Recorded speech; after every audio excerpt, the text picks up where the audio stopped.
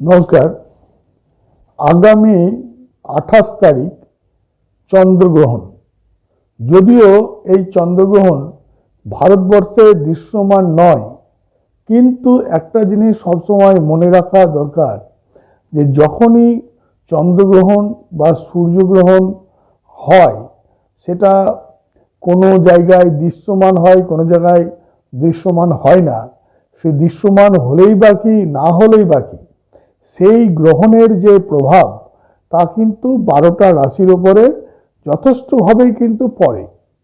তো এই যে 28শে আগস্ট, যেটা এবছরের শেষ আংশিক চন্দ্রগ্রহণ, সেই চন্দ্রগ্রহণ হওয়ার ফলে 12টা রাশির ওপর কী ধরনের প্রভাব পড়বে, তাদেরকে কী ধরনের সতর্কতা অবলম্বন করতে হবে, সেটাই আজকে আলোচনা করব। সেটা আলোচনা করার আগে সকলকেই বলবো, যাদের আমার এই ভিডিও ভালো লাগবে তারা অবশ্যই আমাকে লাইক করবেন। যারা প্রথম ভিডিও দেখছেন তারা প্রত্যেকটা ভিডিও পাওয়ার জন্য অবশ্যই সাবস্ক্রাইব করবেন। আর যারা বিশেষ কিছু জানতে চান তারা কমেন্টে অবশ্যই লিখে জানাবেন। তো আমরা এবার যাব যে 12টা যে রাশি, সেই রাশির জাতক জাতিকাদের কি কি প্রভাব পড়তে চলেছে।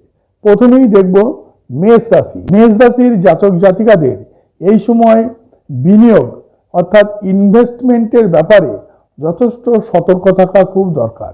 বা যে কোনো ধরনের আর্থিক লেনদেন এই বিষয়টা কিন্তু খুব বুঝে শুনে এই সময় করতে হবে। কর্মক্ষেত্রে হুটহাট কোনো ডিসিশন বা হুটহাট করে কোনো সিদ্ধান্ত এই সময় নেবেন না, সে ব্যাপারে আপনারা যথেষ্ট সতর্ক থাকবেন, বিশেষ করে বিরত থাকবেন।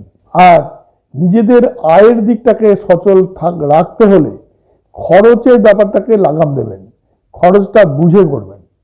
বৃষ রাশির যারা জাতক জাতিকা, তাদের ক্ষেত্রে কর্মক্ষেত্রে কোনো বড় ধরনের পরিবর্তন বা কোনো মোড় আসতে পারে। তবে সামাজিক যোগাযোগ বৃদ্ধির পাশাপাশি মানসিক দৃঢ়তা অনেকটাই বাড়বে। কিন্তু আপনারা অহংকার এবং জেদ এই দুটোকে ত্যাগ করে পেশাদারি মনোবৃত্তি নিয়ে কাজ করে যান, তাতে আপনারা সফল হবেন। মিথুন রাশির জাতক জাতিকাদের জন্য এই চন্দ্রগ্রহণের ফলে ধর্ম এবং আধ্যাত্মিক বিষয়ে যথেষ্ট ঝোঁক বাড়বে। তবে দূরে কোথাও যাওয়ার যদি কোনো পরিকল্পনা থাকে, সেক্ষেত্রে একটু বাধা পাওয়ার সম্ভাবনা হতে পারে। যে কোনো গুরুত্বপূর্ণ কাজ শুরু করার আগে যথেষ্ট আত্মোপলব্ধি করে বিবেচনা করে সেই কাজে হাত দেবেন। কর্কট রাশির যারা জাতক জাতিকা, তাদের এই গ্রহণের ফলে মানসিক অস্থিরতা এবং স্বাস্থ্যজনিত দুর্বলতা দেখা দিতে পারে। তবে আপনারা লটারি, শেয়ার বা ফাটকা যে সমস্ত অর্থ ইনকামের ব্যবস্থা রয়েছে, সেখানে এই মুহূর্তে কোনো ইনভেস্ট করতে যাবেন না। সেক্ষেত্রে কিন্তু যদি ইনভেস্ট করেন, সেক্ষেত্রে কিন্তু ক্ষতি হয়ে যাওয়ার চান্স রয়েছে।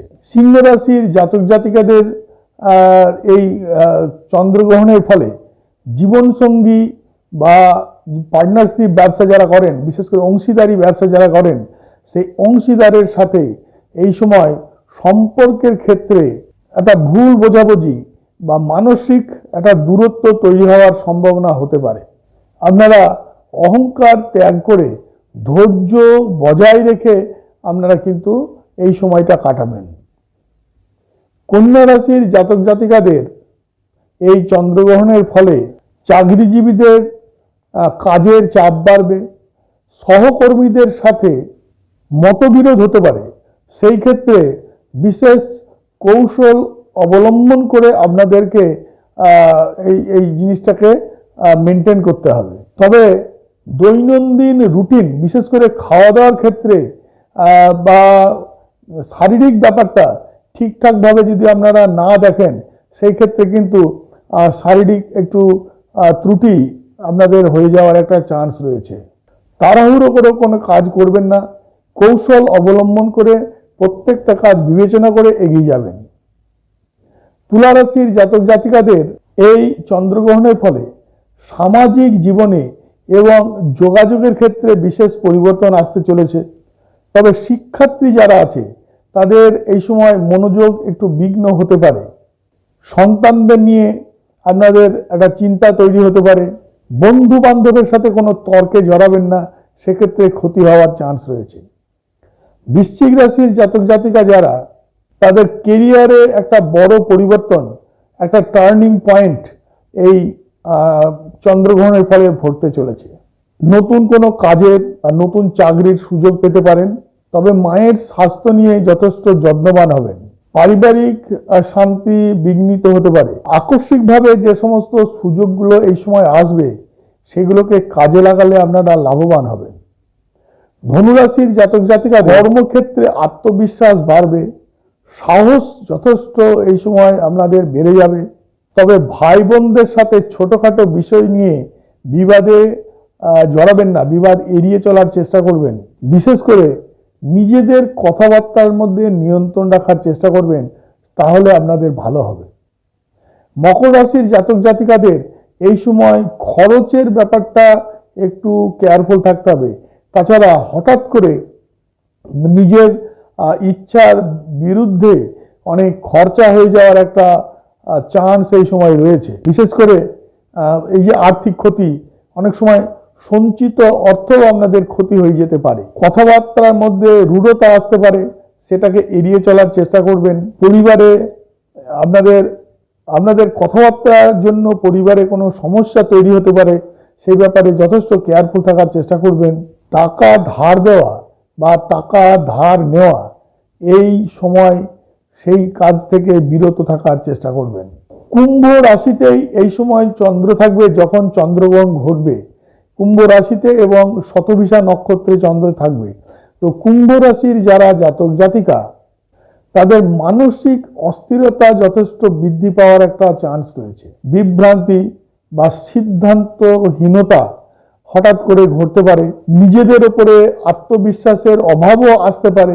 যে কোনো ধরনের বড় কোনো গুরুত্বপূর্ণ সিদ্ধান্ত গ্রহণ করার আগে একটু ভেবে চিন্তে পরবর্তী সময়ের জন্য অপেক্ষা করাই আপনাদের পক্ষে ভালো হবে।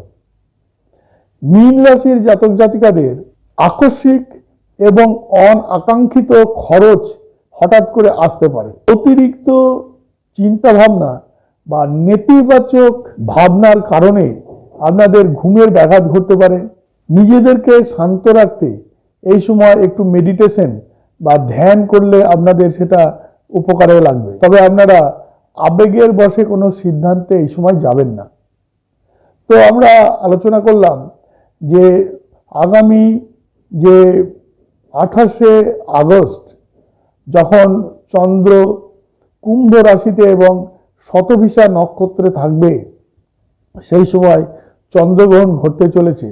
সেই চন্দ্রগ্রহণ ঘটার ফলে 12টা রাশির জাতক জাতিকাদের উপরে কি প্রভাব পড়বে, তাদেরকে কি ধরনের সতর্কতা অবলম্বন করা দরকার, সেই বিষয়ে আলোচনা করলাম।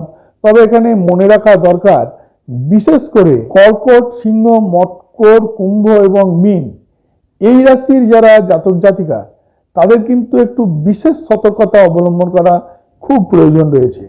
যাদের আমার এই আলোচনা ভালো লাগলো তারা অবশ্যই আমাকে লাইক করবেন। যারা প্রত্যেকটা ভিডিও পেতে চান তারা অবশ্যই সাবস্ক্রাইব করবেন। যাদের বিশেষ কিছু জানার আছে তারা কমেন্টে নিশ্চয়ই লিখে জানাবেন। সবাই খুব ভালো থাকবেন।